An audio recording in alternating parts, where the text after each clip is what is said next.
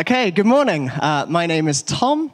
It's great to be with you speaking, and it's a privilege to be starting a new series that we'll be focusing on over the next 6 weeks. Now, hopefully most of you know me already. If you don't, like I said, my name is Tom. I moved to Bristol 8 years ago to study maths and philosophy at the university, and I've stuck around ever since. I now live in Shirehampton, great place to live, with my lovely wife, Rosie. And it's great to be part of this church family. I work for a company that makes and maintains websites. And one of the great things about being part of the tech industry is that you get to play around with new gadgets, new technologies, you get to see fun websites. And I'm going to be using one of these this morning. So I've just told you a little bit about myself, but now it's time for me to find out a little bit about you. So if you have a smartphone on you, and you don't mind using the internet on your phone, if you could get it out, if you're next to or near somebody that has a smartphone, then you're going to be part of that group. So you don't need to have a smartphone, just be near somebody who does. So, if you could open up your internet browser, if there's somebody near you that doesn't have a phone out, if you could shuffle over and get them included as well. This is going to be an Ask the Audience style task. Okay, so if you open up your browser and go to, let me click on, there's a URL to go to. If you go to sli.do/risk-takers. Now, the question that I want to ask you is what or where is your favorite place on earth? Now, I don't want really vague things like, oh, I love to be in the countryside. I want specific locations. I want grid coordinates if you've got them. I want to know where in your house or your garden your favorite place is. I want to know if it's in the UK, could be abroad, might be in the countryside, in the city. Where is your favorite place? Now, if you don't have a phone on you, just turn to the person who does nearby and put your answer up. Okay. Hope Cove. Can guess who's been there? Lake Kivu, Western Rwanda, or Ayrshire in Scotland. These are fantastic answers. Cool. Oh, we've got loads. Ullswater. No idea where that is. Fjords of Norway. Peak District. Cool. Thank you. Lake District. Sorry. My sofa. Wonderful. I don't know whose sofa that is, but it sounds like a good place. Meribel. 3 Wootton Road, Charfield, South Gloucestershire. Fantastic. Got an address. St Ives, Cornwall, Tinsfield, South Africa. That's a bit general. The Flower Meadow outside my childhood home village. That's lovely. Israel, Lake Windermere, Portuguese coast. Cafe Mambo, Ibiza. Highgrove. Oh, that's... Wow, there are loads of answers. This is...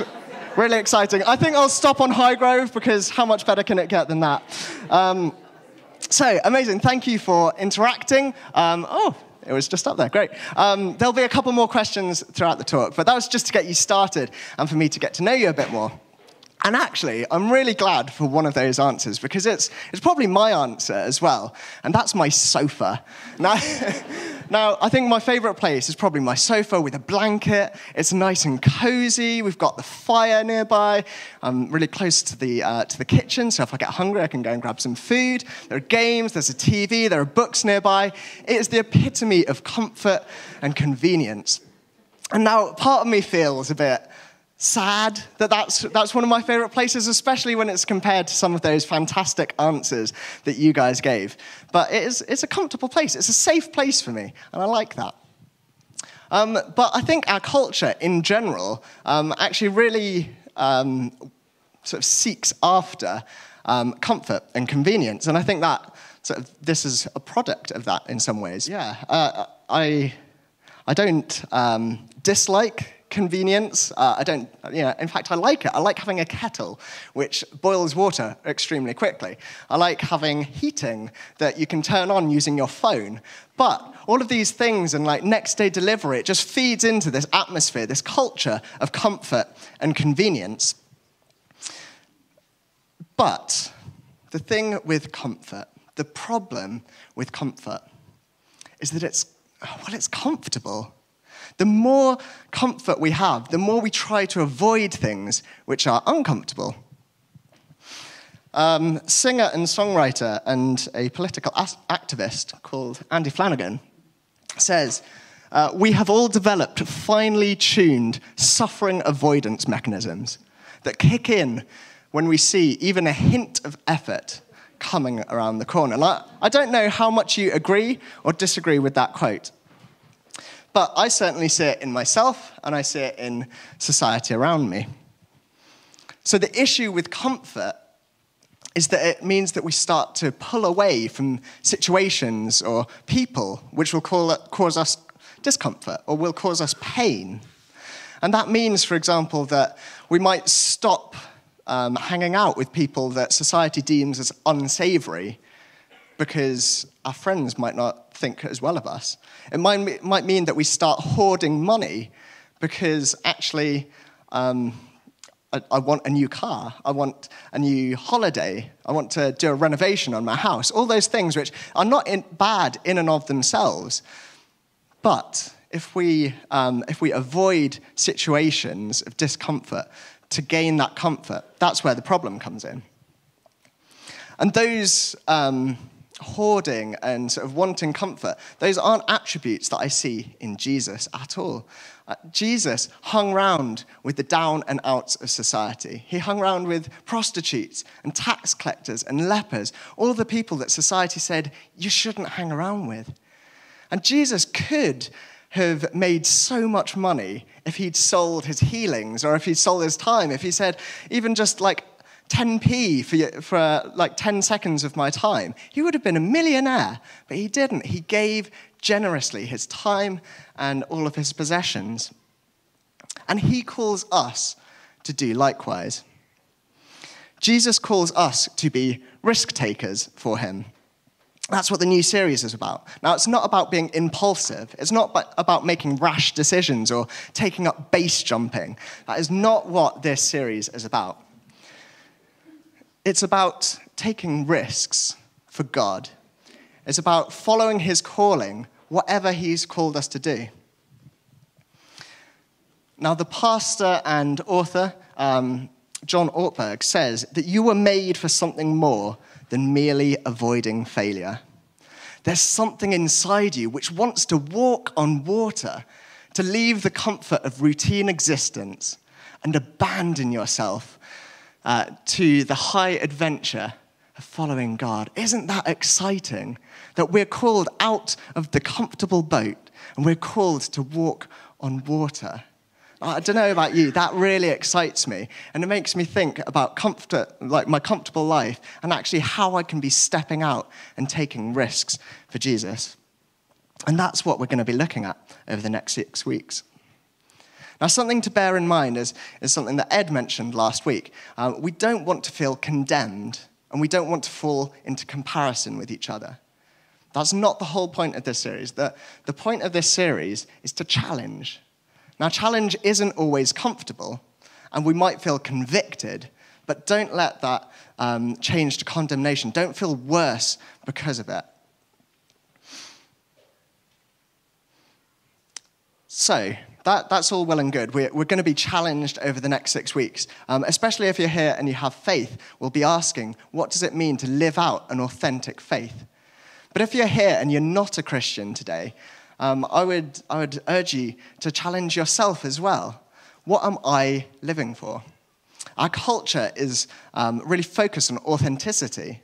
We want to see people who are fully committed to causes or fully committed to people. And that's exactly what Jesus calls Christians to be. He calls us to be fully committed to him. So if you're here and you wouldn't call yourself Christian, look around yourself at other Christians. Ask whether they are fully committed.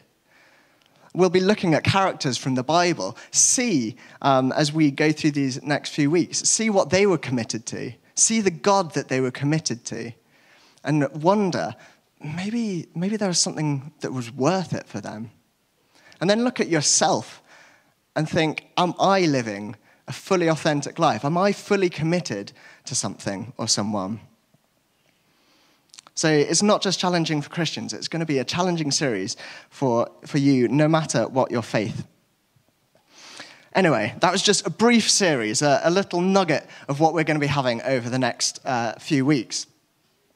But one of the key things that is associated with risks, or taking risks, in my opinion, is sacrifice. Turn to the person next to you and say sacrifice. Fantastic. Cool. It's a word that we've heard quite a lot, but what does it actually mean? I'm going to throw it back to you guys now. Talk in twos and threes. Discuss, what does sacrifice mean? I'm going to put up a new question on if this works. Cool. Going to put up a new question on Slido. So if you could chat to the person next to you, what does sacrifice mean? Okay, we've got giving with cost. Giving up something valuable to yourself. Missing out, that's an interesting one. Oh, it's loading nicely. Putting others' interests above yourself. Not doing what you actually want to do. Giving of yourself for others. Putting others before yourself without feeling annoyed or begrudged. Giving something up, away. Lots of ideas of giving up. Giving things up for another cause. Cool, if we could move off those. Okay, so everyone seems to have a fairly similar idea of what sacrifice means. But why should we make sacrifices for God? Now, our Bible passage for today follows Abraham. Now, Abraham was was the founding father of the nation of Israel. He's got a really exciting life story. I was reading it fairly recently, and it's riveting. Now, Abraham was just a normal guy. He was from a nomadic tribe, and when God called him, he lived in a place called Haran. Now, God calls him in Genesis chapter 12, and he gives him a promise. He says to Abraham that God will bless Abraham, and he will become a great nation, and through his descendants, the whole earth will be blessed. It's so exciting that this just random chap gets called by God and gets called to do something incredible. Now, he follows God's calling. He does what God tells him to, and he becomes incredibly fruitful.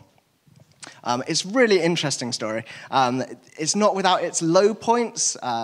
Abraham, in some situations, heads to a place and has a run-in with the ruler because his wife, Sarah, was pretty good looking, I'd assume, because loads of people seem to want to have his wife. And he lies. He says, she's my sister.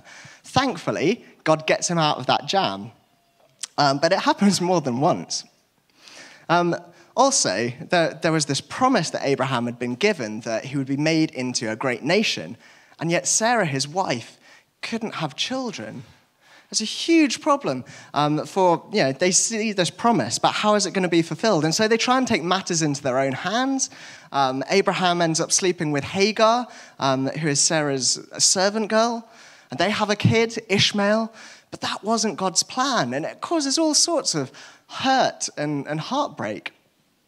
Eventually, though, Sarah does give birth to a baby, Isaac, and the promise that God gave that Abraham would form a nation starts to be fulfilled. So our Bible passage picks up many years afterwards. Isaac has been born. It's been quite a number of years, and Abraham is living in the land of the Philistines. If you have a Bible, please do open it, or on your phone. If not, it'll be on the screen behind us. So, sometime later, God tested Abraham. He said to him, "Abraham." "Here I am," he replied. Then God said, "Take your son, your only son, whom you love, Isaac, and go to the region of Moriah. Sacrifice him there as a burnt offering on a mountain I will show you." Early the next morning, Abraham got up and loaded his donkey. He took with him 2 of his servants and his son Isaac.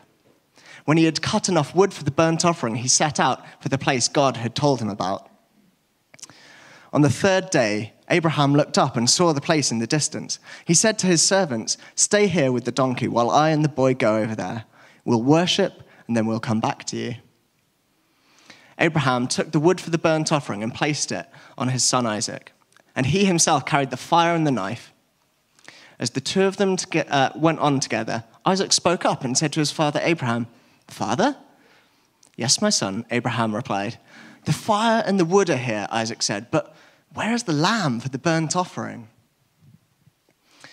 When they had reached the place God had told him about, Abraham built an altar there and arranged the wood on it. He bound his son Isaac and laid him on the altar on top of the wood. Then he reached out his hand and took the knife to slay his son. But the angel of the Lord called out to him from heaven, "Abraham, Abraham!" "Here I am," he replied. "Do not lay a hand on the boy," he said. "Do not do anything to him. Now I know that you fear God, because you've not withheld from me your son, your only son." Abraham looked up, and there in a thicket he saw a ram caught by its horns. He went over and took the ram and sacrificed it as a burnt offering instead of his son. So Abraham called that place, "The Lord will provide."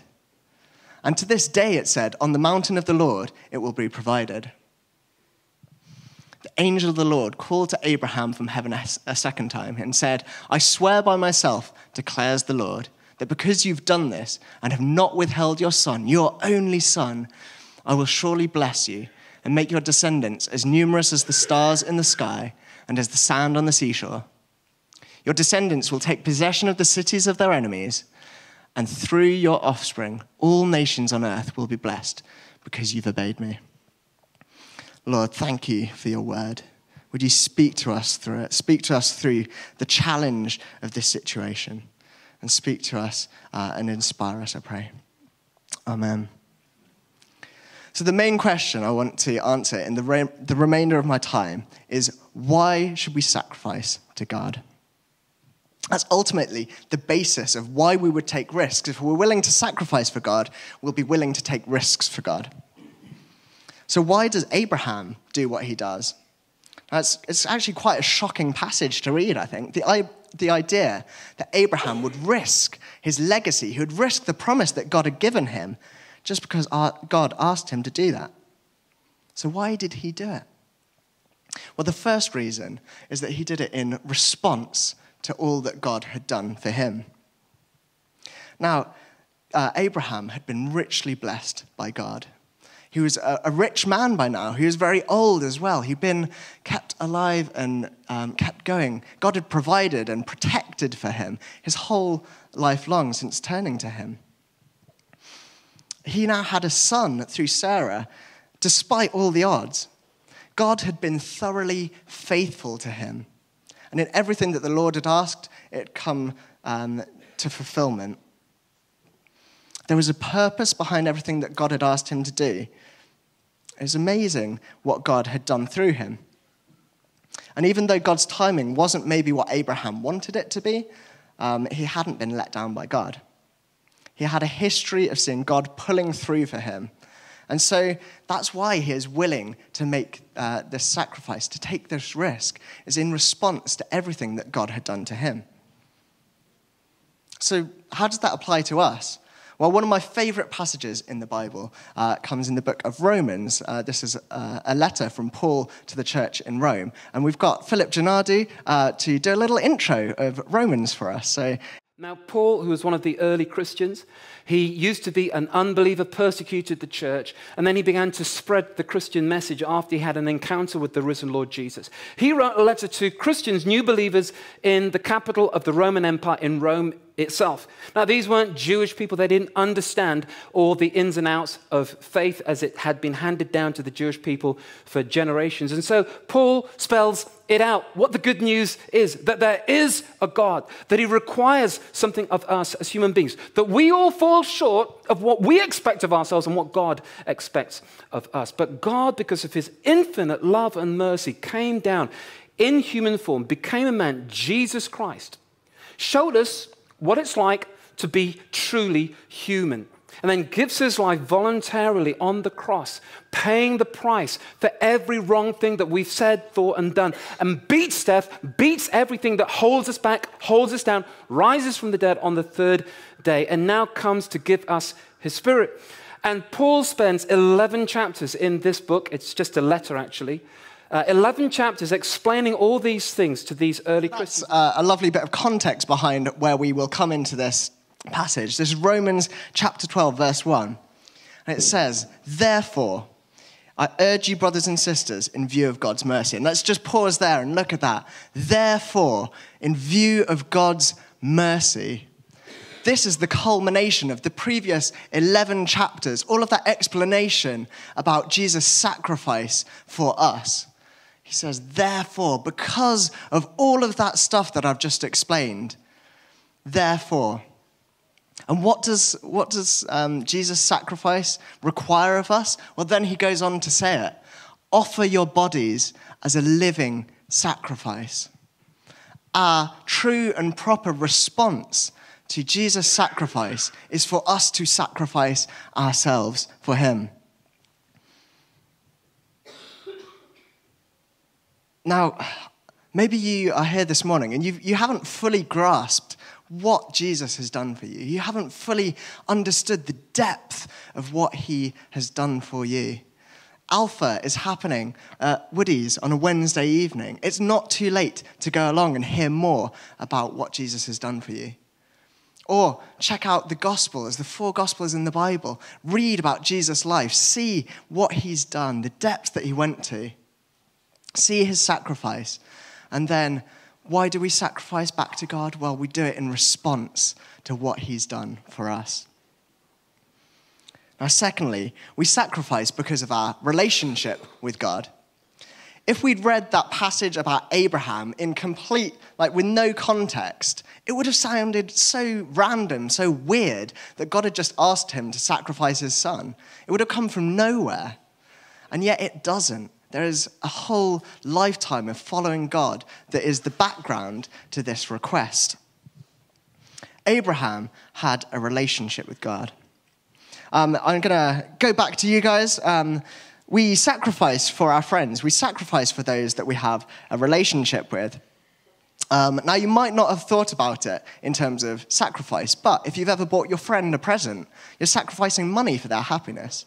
If you've had to move in with a spouse or a group of people, then you've made sacrifices to live well with them.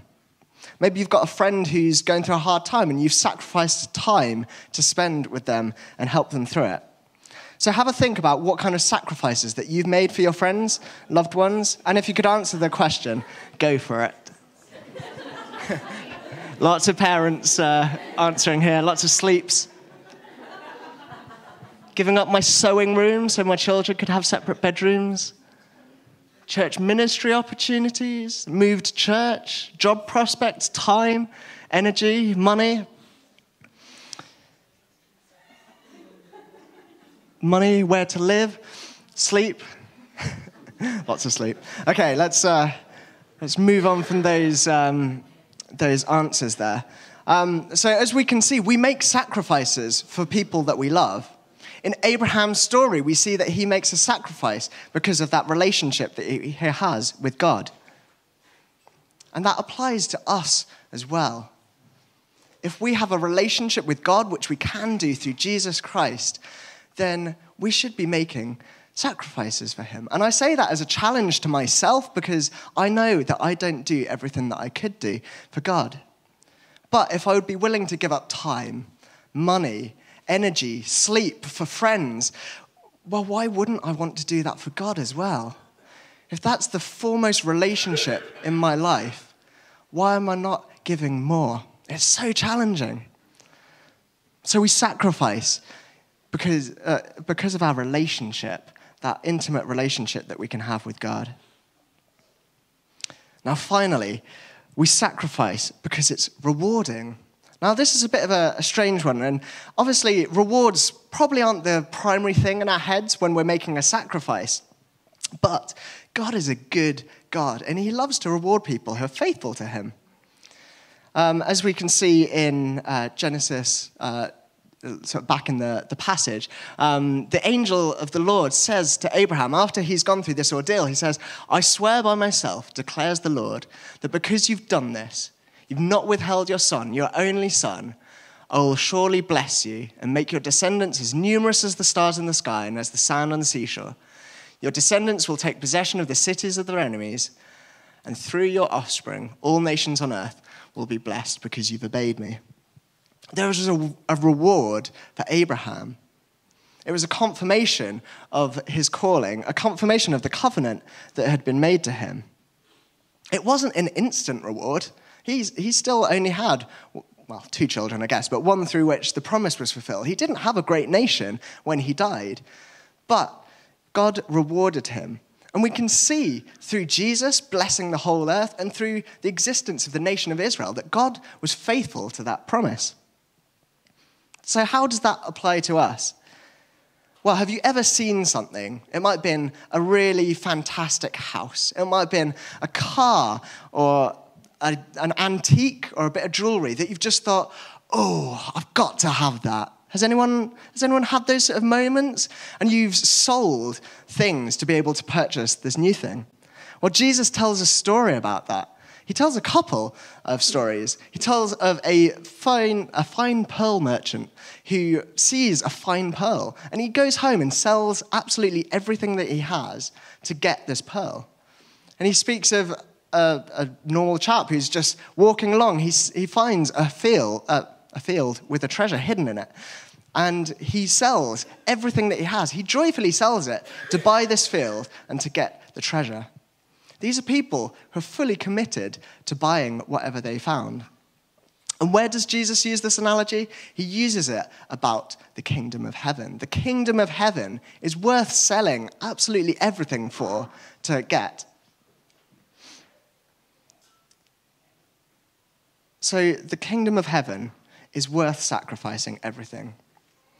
Now, I've been challenged this week by those parables and by another parable that Jesus tells about the talents, the parable of the talents. Don't know if you know this, but there is a wealthy man who has lots of gold, and he decides to go on a travel, and he gives his gold to his servants. So to one of the servants, he gives 5 talents. To another, he gives 2. To the final one, he gives 1 talent.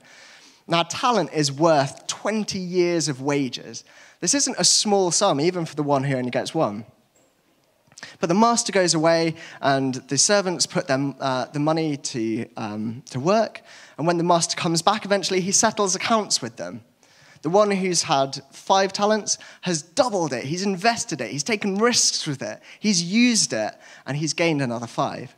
As has the person who had 2. They've doubled that. They invested it and made money. To both of these servants, the master says, "Well done, good and faithful servant. You've been faithful with a few things. I will put you in charge of many things. Come and share your master's happiness." Wow, what a thing to hear. As I've already said this morning, God has given us so much. He's poured so many blessings into our lap. He sent his one and only Son to die for us. Have we invested them wisely? Have we invested all those blessings wisely? Will we look back on our lives and hear God say, "Well done, good and faithful servant"? Or will we end up like the last servant who who the master said was wicked and lazy? For those who took a risk and sacrificed, they were given an incredible reward. And we too can rely on God, the good God who loves to reward faithful people. We can rely on him that he will reward us in heaven. So, why do we sacrifice? Well, it's in response to everything that God has done for us. It's because of our relationship with him through Jesus, and because it is rewarding. Those are the reasons that we sacrifice for God. And what does it look like for us to make sacrifices for God? Well, we'll be looking over the next 5 weeks about different ways in the way that we obey God, in the way that we get to know him more through discipleship, in the way that we share the gospel with those around us, in the way that we are devoted to him. Those are ways that we'll be making sacrifices, and we'll be looking at those over the next few weeks. Now, Simon Gilbo, I think he is a fantastic guy. He's a missionary in Burundi. He's doing incredible things.